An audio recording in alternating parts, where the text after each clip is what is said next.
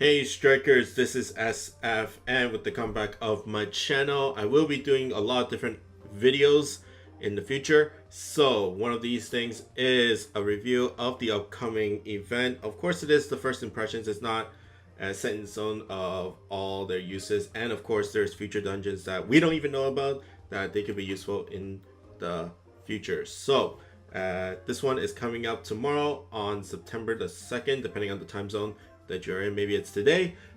It is the Indian series number 2. The first one was Kali and Brahma last time I checked, so it's been like 3-4 years since the last Indian series. So I'll be talking about all the Hatcher monsters, the extreme / lethal monsters, and anything else that pertains to the event. And of course I'll get a little verdict of which one is a little bit better than the other in terms of between the forms. So let's start with the first Hatcher monster, and that is Sarasvati, water monster. And let's look at the evolution. Type Blast, Sling Pierce. Here's our stats. The attack on these slides or on the screen that you have right now is after gauge if they have a gauge shot.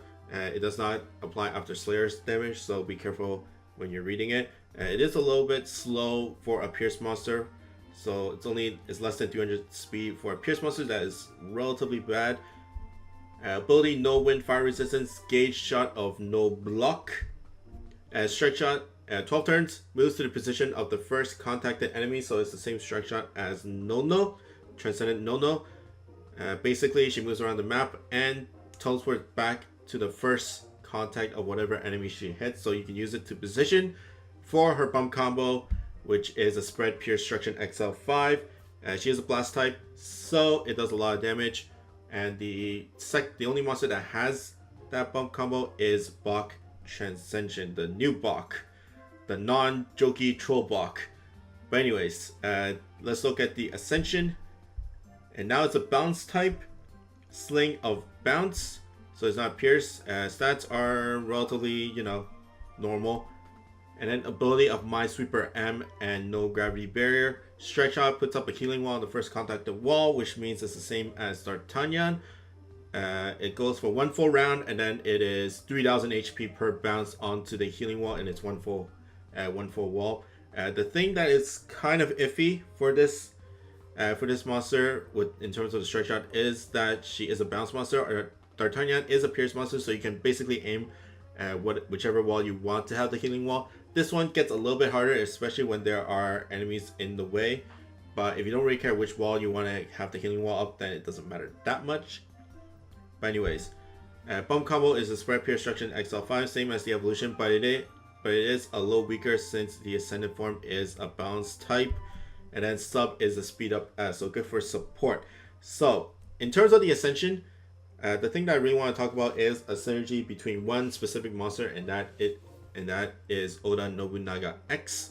They both share the same ability, same element. They're both water types, and Oda Nobunaga X's command strike shot, or the Grand Command, works really well with the ascended form of Sarasvati, just because Sarasvati's base ability is no gravity barrier, so she can move around without getting hit by the gravity barriers. And also Sarasvati is really good for supporting Oda Nobunaga X's strike shot in terms of her strike shot. So basically you strike shot first with Sarasvati, get a healing wall up, then you use Oda Nobunaga X to heal up. So that's a good 1-2 combo there. And of course speed up S for Sarasvati is good for allies to hit healing walls that she puts up for a strike shot. So you have one support strike shot, then after that you get a full burst of damage from Oda Nobunaga X, as well as being able to heal up because Oda moves around really fast during her strike shot. But let's look at the dungeons they are Sarasvati is good for. So let's start with the evolution. First up, it is Izanami Kai. The main reason is the no blocks, and she is a water type, and the fire resistance is really good, especially when you're going to be in each stage really long, so a fire resistance is really good for mitigating damage from Izanami Kai or the fire mobs there. So also you can use her strike shot to position her for the next stage. If you can predict. Well, you'll probably know if you read guides and stuff that you know which corner, which angle is the best way to hit mobs for the next stage. So you can use Sarasvati's strike shot to position for it, and or you can use it to just hit Izanami Kai there. Blocks are pretty much pivotal in Izanami Kai, and she's also a Pierce monster, so you don't have to really rely on a first run over a style change panel to hit one of those smudgers with that only Pierce monsters can go through. Next one is Kane. Kane is more because she has high HP. Also, she has the fire resistance to deal with any damage, and she can stay up longer. Also, she has no wind, so that the wind machines will not suck her into any of the really high damaging stuff like the needle panels or Kane's laser. Let's look at the ascended form. First one is Izanami 0 because of the Minesweeper M, and she also has a speed up S for allies to heal up with the healing walls, and as well as her strike shot, being able to put up a healing wall, which is very good for a no heart dungeon like Izanami 0. Next one, normal Izanami, that is pretty much a no-brainer. Works well with Oda Nobunaga X as well, so you can use that 1-2 combo there on Izanami 0. Normal Izanami. Next one is also Kane. She can put up a healing wall for your monsters to heal up if they are low HP or in ghost form. You do have to be a little bit careful with the speed up S, just because your allies can use that speed up S to hit multiple needle panels and stuff. So be careful about that a little bit, but I wouldn't think that would be that much of a problem. And Kane also has gravity barriers, so she fits in terms of the hazards. And the final one is, of course, Akala. Deals with both hazards. Gives you healing, and then bounce monster, all that stuff. Speed up S is good for killing off the zombie loops and things like that. Let's look at the next Hatcher monster, and that is Indra. Indra is a wood monster. Evolution time, type balance, sling, bounce. Stats are, pretty well balanced. And then ability, no damage wall, gauge shot of no block, and D&T Slayer M. Strike shot 8 turns, and it becomes a pierce and then a bounce when contacting a wall. So Bellstar, Yatagarasu, and Mamon are one of those monsters that have those strike shots. And then bump combo is Flare. Let's look at the Ascension. And now it's a blast type, still a bounce monster, relatively low speed for, of course, with the blast monster, but everything else is relatively high. Ability is Minesweeper M, gauge shot of Vivolif Slayer, and then strike shot is a 16 turn lightning meteor strike shot, so the same as Yagyu Jubei and Galileo and some of those monsters. Bump combo is a homing pierce structure 12, and sub is an energy blast or the Hadouken. In terms of the Ascension, it's kind of different in terms of the Slayer, a Vivolif Slayer, but it kind of works with him because he does have a very powerful homing bump combo, and it's also a blast type, so it's the same as Low Lady's post buff Low Lady, so it does a lot of damage. And the only big problem with homing monsters with homing bump combos is the homing absorbers, which are Vivlos. So you can use Indra's Vivlos Slayer to clear off those homing absorbers. You can also use the Energy Blast, which deals a ton of damage onto one single target, or you can even use the Strike Shot to clear those homing absorbers as well. So any dungeon with homing absorbers, you can bring Indra and you can just go crazy with homing. So it works really well with Mozart, who is the queen of homings.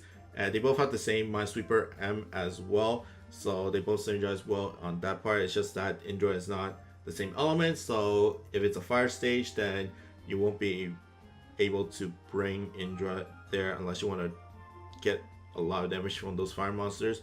But either way, a very nice pick. And I keep on forgetting about who's better and who's not. I'll talk about it a little bit later. But let's look at the monsters, the dungeons that they're good for. Let's go for the evolution. First up is Bisha Mountain, no damage wall. So Pretty normal standard wood monster. Any wood monster with no damage wall and can clear the threshold can go into Bishop Mountain. Next one is Skyomi. The strike shot. He is a no block, so it works well in that sense. As well as the strike shot, you can use it on the second last bar of Skyomi 0, and just to get that pinch onto the left side of Skyomi 0, and that will deal a lot of damage and things like that. Next one, for me it's a little bit iffy, but I'm pretty sure a lot of people would use it, and that is Penglai or Holai. The thing that is pretty iffy is that he is a bounce monster. He does deal with the hazards in terms of blocks and no damage wall, and the strike shot is what makes the difference of why some people might think is a good Penglai or Holai monster, because that's basically how people would be able to pinch, how Indra will be able to pinch and clear off those the obstructor and warm combo. The bad thing is that, of course, it's an 8-turn strike shot, so you cannot use it every single turn.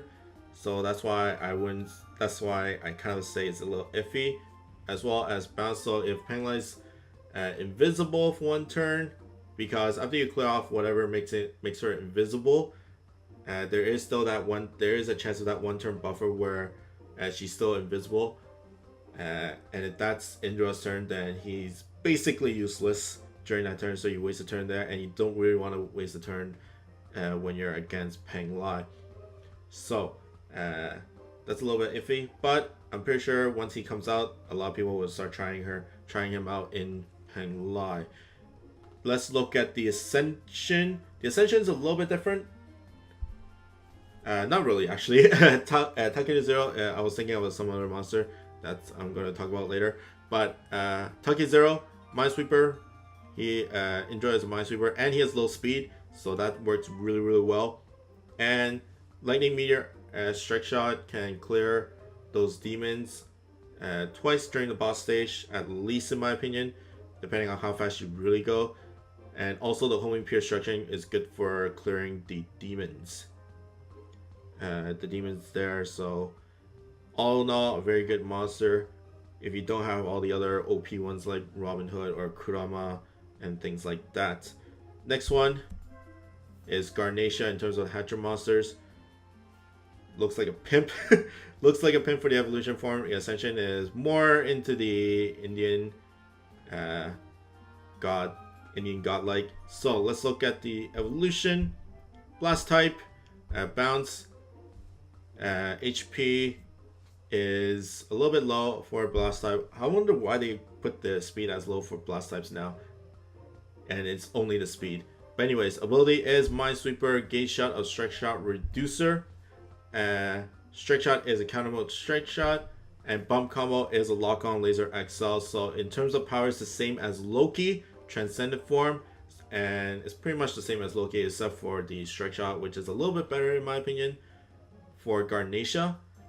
Of course, Loki's Transcendent strike shot is a little bit better against Fiend monsters, but this is more general. And then strike shot reducers, like whatever. But then Loki Transcension has that Giga Blast sub bump combo. But let's look at the Ascension. Now it's a balance type, and it's a Pierce monster. Relatively okay stats. Ability is no damage wall, Gauge Shot of Stats Recovery, and Strike Shot Reducer. 10 turns is an all-no strike shot, so deals with gravity barriers, mines, warps, and of course he has the ability of no damage wall. And bump combo is lock on Laser XL. Sub bump combo is Super Blast. So this is where the blast comes in from Loki, I guess. Of course, he is not a Minesweeper anymore. The really awkward part is the 10 turn all no strike shot, and that's because of the strike shot reducer. Of course, even if it's just a normal 8 turn all no strike shot, you won't be able to get that strike shot up on the very next round. It'll still take 2 rounds, but I think the reason why it's 10 turns is because you really need to hit an ally to actually get to that 8 turns. So you have to, on average, hit at least 1 guy within the 2 rounds. So it doesn't really matter that much. And he's also a Pierce monster, so Works really well with the strike shot reducer and things like that. Let's look at the dungeons. First, for the evolution is Yamato Take 0. He has low speed and of course a Minesweeper. And with the powerful lock-on laser, it does a lot of work against Yamato Take 0 and all the other enemies out there. Next one is Daigoku, same as Loki. Although Loki is a dark type, so it does more damage than Daigoku, but a blast type lock-on laser is nothing to laugh at, even if it's the same elements. And finally is Akala. Pretty much the same reason why Loki is powerful in Akala, why Loki is powerful in Akala, and now Garnesha has the elemental effectiveness, the elemental advantage against the Akala, so that's a lot of damage in there. Let's look at the Ascension. Ascension Akasha. Akasha is mainly damage walls and warps, but since Garnesha has that all-no strike shot, you can deal with first the magic circles as well as the warps. So it's really strong, and of course the Pierce monster. So even during the turns when he won't be able to strike shot, you can use that Pierce slingshot to deal with the magic circles or to hit allies and things like that. And of course the laser is really strong. Just be careful not to prematurely kill the golems with his laser. Next one is Doom, probably the best support type in Doom in my opinion, just because of the status recovery. You can debuff all your allies with his status recovery, deals with damage walls as well as the all-no strike shot to deal with the warps if you really need to. But it basically cures all the debuffs, so you don't have to rely on the Aqua Worm. And even if he gets ability locked in the last stage, he has that all-no strike shot to deal with that. Okay, let's look at the extreme monsters. One is Yakshini, and the other one is Naga. Naga is the 5-star monster of the set, so 5-star or under dungeon. So let's look at Yakshini. She is a fire type and bounce type. Bounce stats are okay. Ability no wind, a gauge, no gravity barrier, strike shot, counter mode, strike shot, and then bump is a slice and dice. So relatively common. You can kind of don't really need the no wind for most part, but if you want a slice and dice monster, then there's that. There is other ones like 47 Ronin or things like that. But either way, nothing bad about her. It's just nothing really special about her. Either way, let's look at Naga. Balance type, bounce, and then all these stats. A little bit low on speed even for a balance type. Ability is no gravity barrier only. Strike shot does make up for that single ability, and it's an all enemy knockout strike shot. So same thing as Agnamut X or Nanami. And then bump combo is a poison spread 16. Naga is a little bit different in terms of power balance between all the other ones, especially when there's a lot of light no gravity barrier monsters out there. Some might think that he's kind of on the low end of priority, but I am gonna talk about some dungeons that he might be good for, or I think one. But anyways, let's look at the dungeons. First one is Yakshini. Shambhala slice and dice is pretty strong when she gets the sword in clearing all those birdies or other monsters, so that's always nice. And the no wind, you can use it to avoid any crazy damage from the poison or get you away from things like the hands and stuff. So not that bad. And then of course, well, not really of course, but Memento Mori, because you basically want to have 2 Minesweeper no gravity barrier monsters and then 2 no gravity barrier monsters. She can be a max luck in Memento Mori. Slice and dice is also good for clearing those monsters, as well as those drones if they're in the way. And if the drones are there on top of Memento Mori, you can use the slice and dice to deal damage to both. So all in all, relatively good for a max luck for Memento Mori. Let's look at Naga. Since he's a light no gravity barrier monster, Tsukiyomi as well as Yomi, but you know, he's pretty on the low end. Even so, the strike shot is pretty powerful in mob clearing for Tsukiyomi dungeon, so clearing shields or clearing other stuff. So He is a little bit different in terms of strike shots, so he has a powerful strike shot. That's the only good thing about him. Even so, that is a pretty good thing, a pretty good plus for him. As well as for Yomi, although he's not good at clearing the obstructors during his strike shot, he's good for just dealing damage onto Yomi once you clear all those obstructors and Muramasas. But the main dungeon, in my opinion, for him is the Tower of Champions. And it is the 24th, wait, no, not the 24th, the 25th floor of the Tower of Champions. And this is the poison stage with all the hard scorpions and Downjiao as the boss. There is other farmable monsters there, and that is Basilisk. Basilisk has the poison to one-shot the mobs. Although Naga cannot one-shot the mobs, he has the damage potential to finish off Downjiao in one shot. So where Basilisk is good for the pre-boss stuff, Naga is super strong in the boss stage. Also, he also has a bump. Naga has a bump combo for poison bump combo to deal with the mobs. So it's not that big of a drop off in the pre-boss stuff. It does take twice as long. Even so, you can one shot in with a strike shot for the boss stages. So I think Naga will overtake Basilisk in that department if you don't have any other good monsters like Hell Uriel, or Succubus, or Agnamu X, and things like that. But let's look at the lethal monster, and that is Vritra. Vritra has evolution and ascension, balance, and relatively okay stats for the evolution form. Ability is no gravity barrier. Gauge is flight, so you have to hit the gauge to avoid the mines. Strike shot is a normal increased speed and strength. So nothing really special about the strike shot, but the bump combo is a spread pure destruction XL3. So for Vritra, the evolution is more for a viability, a versatility sense. So he has two good null abilities when you compare it to the Ascension form, which is a speed, balance, and then ability is a flight fiend resistance. So it deals 25% less from fiend monsters. Gauge is a fiend slayer M, so very important against, very powerful against fiend monsters. Strike shot is only a bash and knock up S, but it does proc the Slayer, so if it's against a fiend monster, then it does a lot of damage. And then bump combo, Giga Blast, sub bump combo, rebound shockwave 6. The bump combos is really good.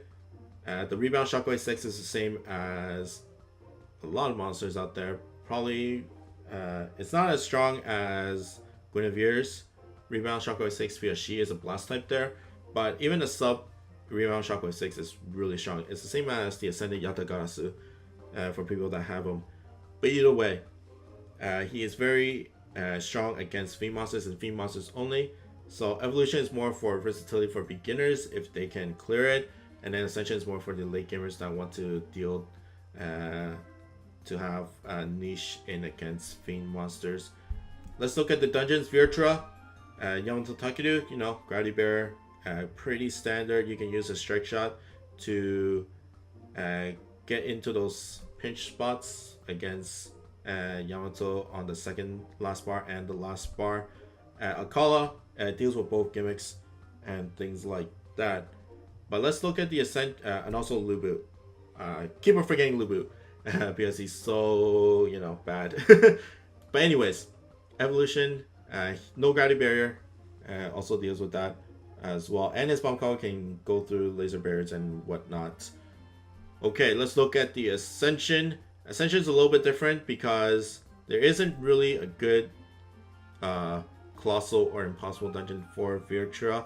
He's also a speed type, so Yamato Takeru 0 is kind of out of the question as well. So this is where he's the strongest in my opinion. Tower of Champions, this is the 32nd floor, with the mines as the main hazard and Bisha Mountain as the boss. So Bisha Mountain is a fiend monster, so he deals with the mines as well as dealing with the boss. Although the boss doesn't do that much damage to warrant the fiend resistance that much, but it does pretty well. And you can also not, and he's also like a you can also use his bump combo for your allies to deal more damage with the Giga Blast and things like that. And he doesn't really need to move that much.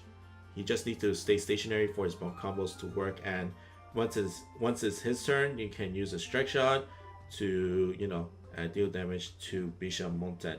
And then there's one more stage that I really want to talk about for Vritra, and that is the Sacred Grounds. This one is the first stage of Will the Dark Guy, with all the Fiend monsters out there in the whole dungeon. So his Fiend resistance will be really, really strong, as well as the Fiend Slayer. Although he doesn't deal with the warps in there, he does deal with all the attacks with the Fiends. With especially the Volatile Blast. Once you take too long, if you stack a full, I'm pretty sure if you stack a full team of Virtras, the Fiend resistance will be able to let you survive that Volatile Blast. It probably won't survive 2 Volatile Blasts, but it will survive at least 1. So that's where Vritra is really strong. Of course, he's not good in Impossible and Colossal stuff, but it's good for all the later game dungeons. So if you're a beginner, then go for the Evolution. If you're a late gamer, then go for the Ascension. And that's pretty much for all the monsters in the event monsters. Of course, there is a Savage monster, but I don't really want to talk about that much. There is one more thing I really want to tell you guys, and that is the special Sharl. In the previous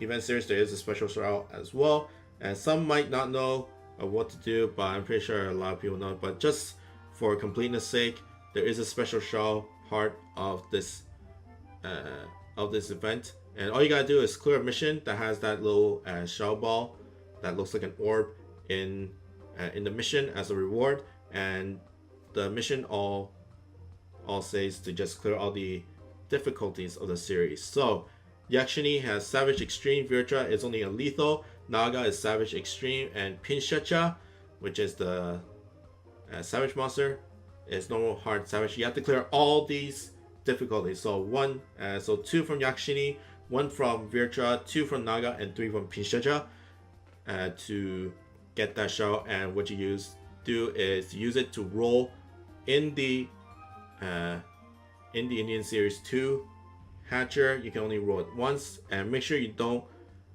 press the orange tabs, press the blue one once you get the shell. If you don't have the shell, then the blue tab will not show up. So make sure you get that orb, get that blue shell, get that blue tab up, and then roll it. And you only get 1 shot, 1 roll, 1 monster, and you cannot carry over to other events. So be careful of that. So it's a good free roll from the devs for you to have a chance at those new monsters. But all in all, it is an okay series. There are some good synergies with different monsters, with Sarasvati with Oda Nobunaga, and then Indra with Mozart. In terms of Sarasvati, the verdict on her is that the Ascension form is probably more used, more popular. But if you want like the newer stuff like Izanami Kai, then you will go for the Evolution. Indra's pretty much, in my opinion, the Ascension form, because Mozart is too strong to not bring Indra with Mozart. And then Garnesha, Evolution all the way because of the Blast Lock on Laser. So that's pretty much it for this series rundown. If you have any questions, then by all means go and comment below. And if you want more, and you want me to do it for future events, then by all means give a like, or say you want more and things like that. But that's pretty much it for me. I hope you guys like and subscribe, and I'll see you guys next time. Bye bye.